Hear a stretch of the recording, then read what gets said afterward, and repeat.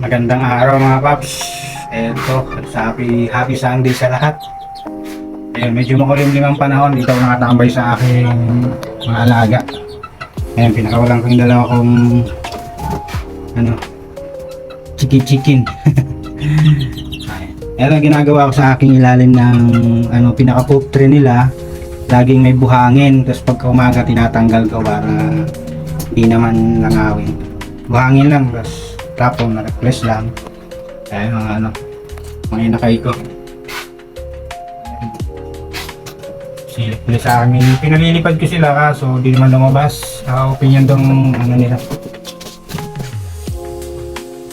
Dito yung tambayan ko. Relax. Makulimlim ngayon. Dito sa amin. Ayan, sa lugar nyo ba? Kumusta? Dito tayo habang nagpapalakas. Dito lang tayo naglilibang. Tayo stress, linis ng kulungan, yung patuka. Dito lang yung activity natin pagkatapos natin maglakad-lakad. Dami na sila. Ayan, pag nag-uso na naman to, ubos na itong kalapati ko. Dati pinagbibenta ko yan sa mga bata dyan.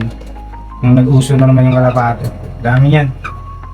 Ayan, may mga itlog yan dyan sa mga cage ko. Sa mga paitlogan. Kayo, musta? Anong mga alaga nyo sa bahay nyo? Ito lang libangan ko. Dati pa sa probinsya, talagang nagkakalapati na ako.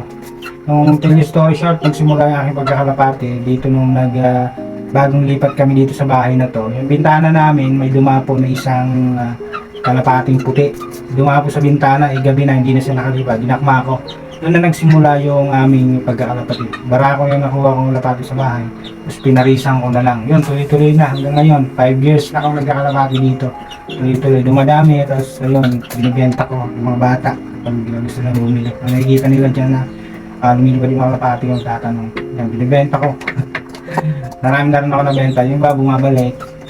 Madalas talaga bumabalik ang pag hindi nila pinapakawala, hindi na. Ayun, nakakulong lang talaga.